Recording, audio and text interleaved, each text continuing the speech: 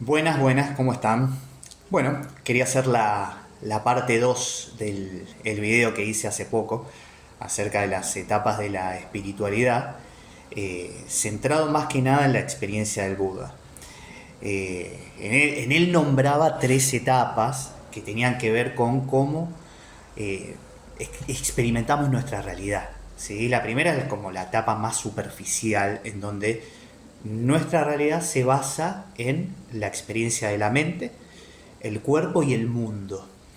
Después teníamos una etapa que tenía más que ver con eh, expandir un poco la parte experiencial, en donde notamos la parte energética, notamos el movimiento de nuestra atención, eh, podemos como ampliar nuestra experiencia, no nos vemos tan eh, presos del movimiento de los fenómenos mentales, emocionales y bueno, los desafíos que vivimos en el mundo.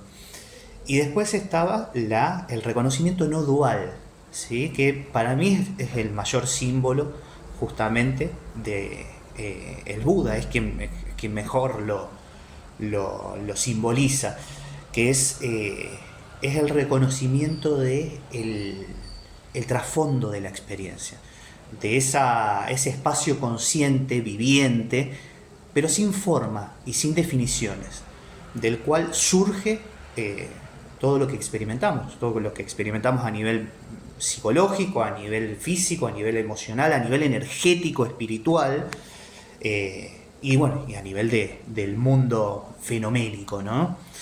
Eh, pero me gustaría agregar una otra etapa a esto, ¿sí? Recuerden que esto es meramente, no sé, ilustrativo, por decirlo de alguna manera. No se puede tomar desde un lugar dogmático, pero bajo ninguna circunstancia, ¿sí?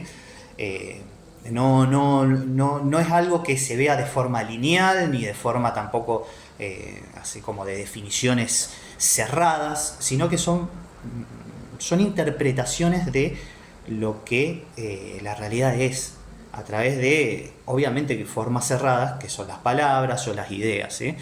Pero nosotros necesitamos verlo desde un lugar abierto, desde un lugar no en donde estamos incorporando ideas nuevas, sino donde estamos viendo la realidad desde perspectivas diferentes, ¿sí? Ampliando nuestra perspectiva, pudiendo verla desde lugares quizás donde no nos situamos generalmente, ¿sí?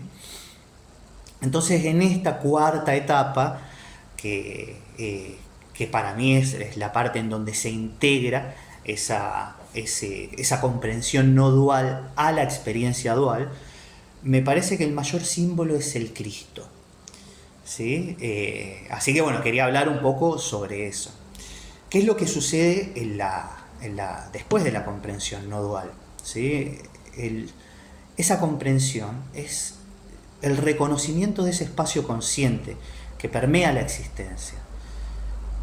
No está no está expresada, digamos, en términos absolutos, porque incluye todo, incluye las ambigüedades, incluye lo paradójico, ¿sí? No es o negro o blanco, ¿sí? Esas son las ideas que vivimos en nuestra mente dual. Las cosas son así y no son así, ¿sí? Pero el reconocimiento o el conocimiento no dual lo que lo que puede comprender es el trasfondo de lo fenoménico, ¿sí? Entonces, para ese conocimiento, tanto lo que es blanco como lo que es negro son partes de un mismo proceso, ¿sí? No están separados, no están distantes. Eh,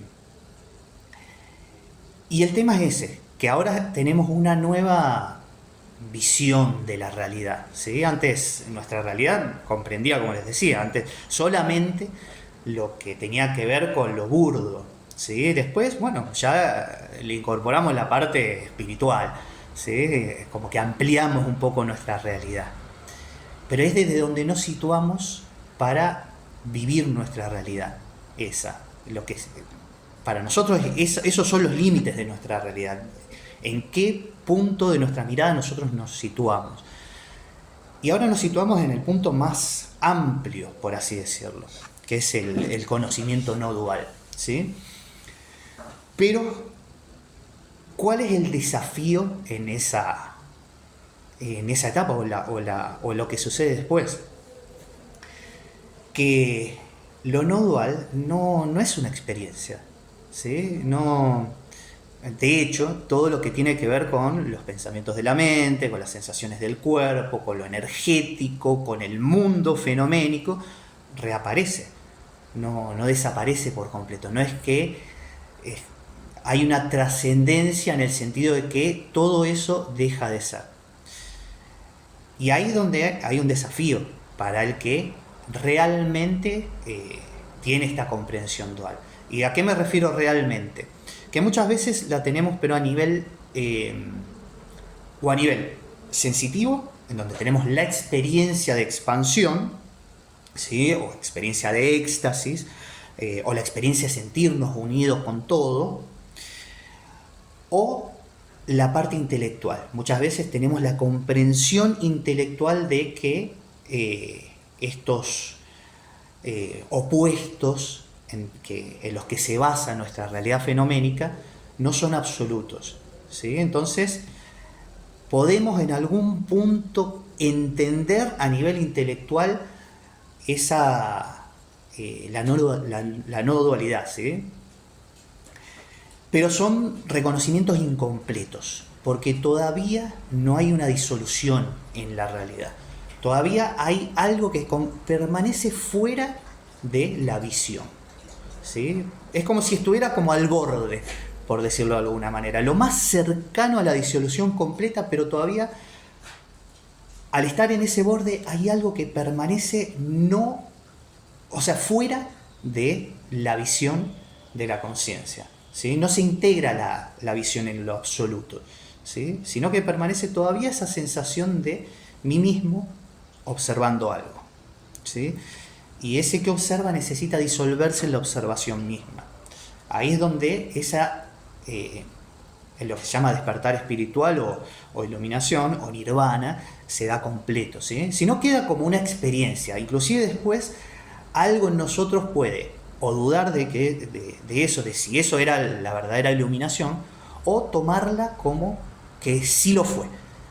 Pero en algún punto siempre está esa tensión. Es como si nosotros esa duda de si pasó o no la lleváramos como a la parte inconsciente. Quisiéramos vivir que realmente pasó. Quisiéramos tener esa ¿cómo decirlo? Esa experiencia, habernos despertado.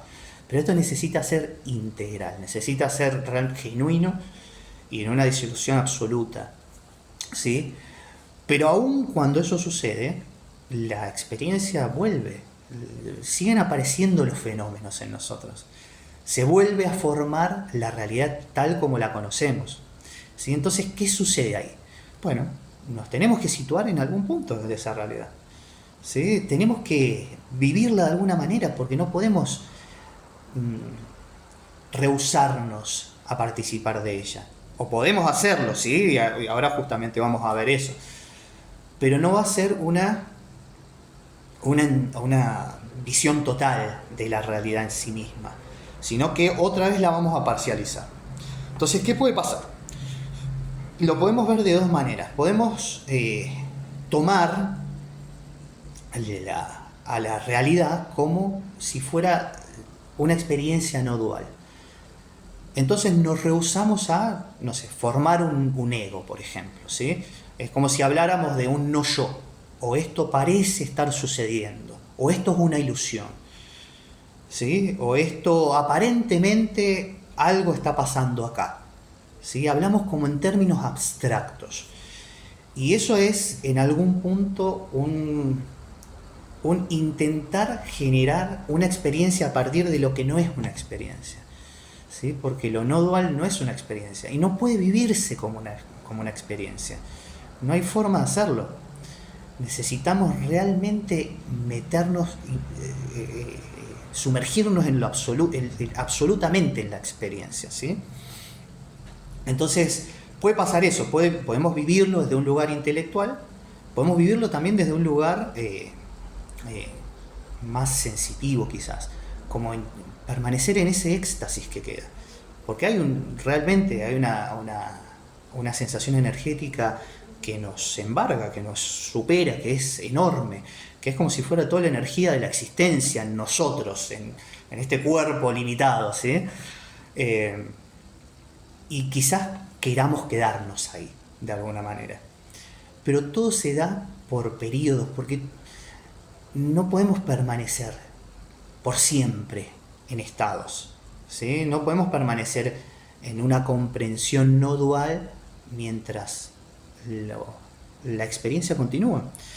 Y tampoco podemos permanecer en ese estado de éxtasis porque la experiencia continúa, ¿sí? Entonces podemos vivirlo porque es algo nuevo, ¿sí? Es algo que nunca en algún punto lo habíamos reconocido. Es como si estuviéramos viendo la realidad con nuevos ojos, pues realmente lo estamos haciendo. Como si hubiéramos nacido de nuevo, por llamarlo de alguna manera. Así que podemos permanecer. De hecho, me acuerdo que en El Poder de la Hora, Eckhart Tolle hablaba acerca de cómo él permanecía como en ese éxtasis, que se quedaba en la plaza sin funcionar. Pero algo en él después empezó a decir, empezó a meterse otra vez en la experiencia, ¿sí? Y eso es la etapa natural de esto, ¿no? Ahora, ¿cómo se vuelve a la experiencia? Bueno, se puede volver también habiendo generado un ego espiritual. Podemos identificarnos con el rol de gurú, podemos identificarnos con el rol de iluminado o con la idea de iluminado, ¿sí? Y vivirlo desde ese lugar, vivir como si todo lo humano nosotros lo hubiéramos trascendido. No nos toca, ¿sí? Inclusive muchos gurús tienen como un menosprecio a lo humano, o inclusive hasta un desprecio directamente, ¿sí? Y eso es como si estuviera excluyendo lo humano en mí. No puedo ver mi sombra. ¿Qué significa ver mi sombra? Ver que lo mío, la parte humana, no es solo luminosa, es también sombría. Son las dos cosas. Está el dolor emocional, está el dolor físico, está el dolor psicológico. Todo eso en algún punto se va a manifestar en nosotros. Y podemos luchar contra eso o podemos realmente integrarlo y aceptarlo. Y ahí es donde aparece el Cristo, ¿sí? Porque el Cristo es absolutamente esa expresión. Es la expresión de lo divino en lo humano, ¿sí? El Cristo no es alguien que está enseñando, no es alguien que vino a enseñarnos, no es un ejemplo, no es un maestro, no es... o sea, lo es, pero en algún punto es un símbolo de esto que trato de transmitir, ¿sí? No está ejemplificando, no está diciendo, bueno, ahora voy a sufrir para enseñarle a la humanidad acerca de esto. No, está viviendo de la manera en que eso es, ¿sí? No es que está pensando en eso, está siendo lo que verdaderamente es. Hay una integración de lo divino con lo humano en ese símbolo del Cristo, ¿sí? Por eso no es que él se junta con los pobres, o por ejemplo, no sé, que yo le lava los pies a sus discípulos para mostrarse humilde, sino que es simplemente una expresión de humanidad en él, ¿sí? No está haciéndolo como ejemplo. Se deja lavar los pies por sus discípulos y lava los pies de sus discípulos porque no está en una verticalidad en relación a sus discípulos. Hay una relación horizontal porque él se ve en ellos. Él reconoce el sufrimiento en ellos, reconoce que hay dolor, reconoce que hay una belleza inmensa en esa expresión de lo humano. Entonces no lo sesga, no dice esta es la superación de lo humano, sino es como si en algún punto el camino fuera reconocer que uno no es definidamente lo humano, ¿sí? Que uno no es la definición, ¿cómo decirlo? Como que lo humano no define mi esencia, ¿sí? En esa esencia de lo que soy está intocada por la experiencia, pero al mismo tiempo eso que yo soy se mete en lo absoluto en la experiencia, ¿sí? No genera una sensación de trascendencia, no se cree superior a eso, no cree que lo haya vencido, no ve lo divino como mayor a eso, sino que lo ve en su igualdad. ¿Sí? Es como si en algún punto se equilibrara tanto la experiencia que el ser simplemente es. ¿Sí? Y eso es lo que es el Cristo. Entonces no es que Él está decidiendo no pasar por el sufrimiento. Sabe que eso es una expresión de sí mismo. Y al mismo tiempo está viviendo en esa, ¿cómo decirlo? Como en una paradoja.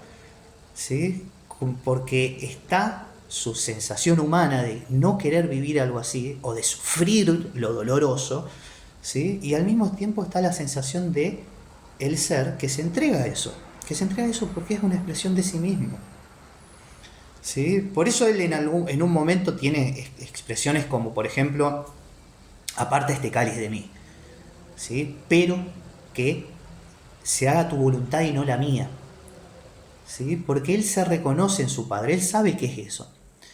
Pero sabe que su decisión en lo experiencial no va a ser sesgada, va a ser desde lo dual, ¿sí? Que la decisión del Padre es la decisión absoluta, ¿sí? Es lo que tiene que ser y no puede ser de otra manera. Y su decisión individual es simplemente entregarse a eso que sucede, que aparece frente a él. Y en este caso, bueno, es un trago amargo como pasar por el dolor, ¿sí? Por el rechazo, la humillación, el dolor físico, la traición. ¿Sí? No es una romantización de eso. ¿Sí? Tampoco es idealizarlo como un sacrificio que lo redime, sino que es la sensación de poder aceptar e integrar cada aspecto de lo humano. ¿Sí? Entonces eso es lo que lo hace divino.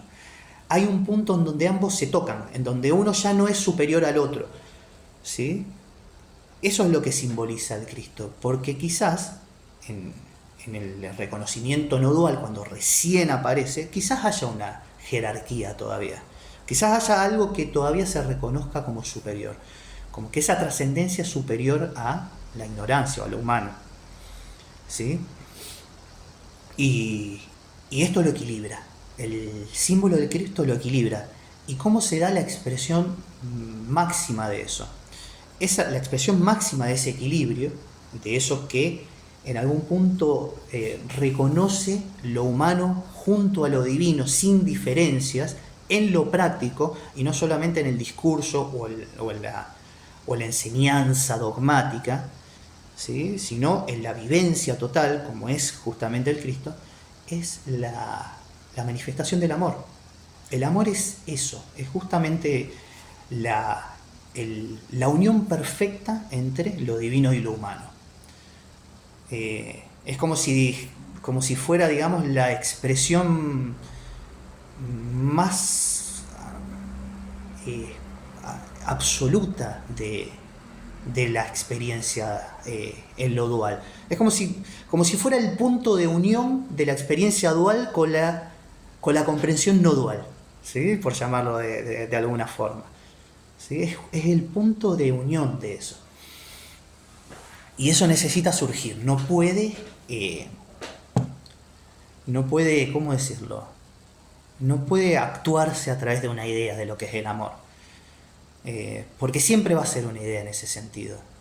En cambio, el Cristo simboliza la vivencia de eso, la expresión viva de lo que es el amor. Entonces no es algo terrible que se simboliza el Cristo en la cruz o en su sufrimiento, en la pasión del Cristo. No es una idealización de eso, no es una romantización de eso, sino que es justamente lo que ese símbolo está reconociendo, que es el punto de unión de lo divino con lo humano, en donde está tan unido que ya no se reconoce ni uno ni el otro como una cosa diferente, sino que simplemente es como si fueran lo mismo. ¿Sí? Y una cosa muy hermosa que sucede en esta simbolización, digamos, de lo que es el Cristo, es que Él muere en la cruz, pero al mismo tiempo aparece aparece vivo después. ¿Sí? Es como si esa muerte se uniera a la vida, como si no hubiera nunca esta diferencia de conceptos en algo que es negativo y algo que es positivo, sino que como que se unieran tanto que uno no pudiera reconocer cuál es uno y cuál es el otro. ¿Sí? Terminan siendo expresiones de lo mismo.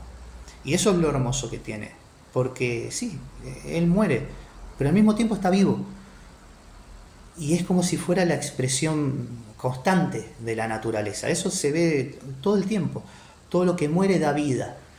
¿Sí? Está en constante expresión todo lo que son esos opuestos de la naturaleza. Es como si funcionaran juntos.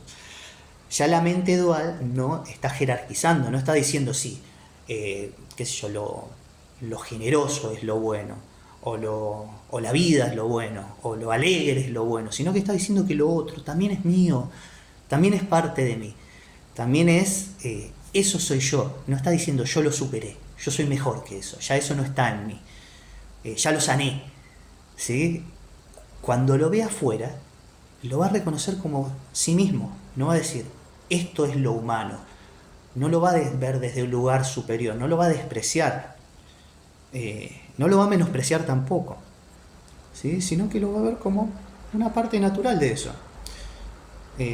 Va a poder vivir esos contrastes, va a poder estar totalmente entregado a esos contrastes, no va a pensar que esos contrastes no le van a tocar al ser, ¿sí? Los va a vivir en su totalidad, va a vivir las cosas que lo confrontan, va a vivir el envejecimiento del cuerpo, va a vivir el dolor, va a vivir la enfermedad, como va a también vivir la vitalidad del cuerpo, va a vivir la duda, ¿sí? La incertidumbre, va a vivir lo emocional, tanto lo triste, lo airado, lo alegre.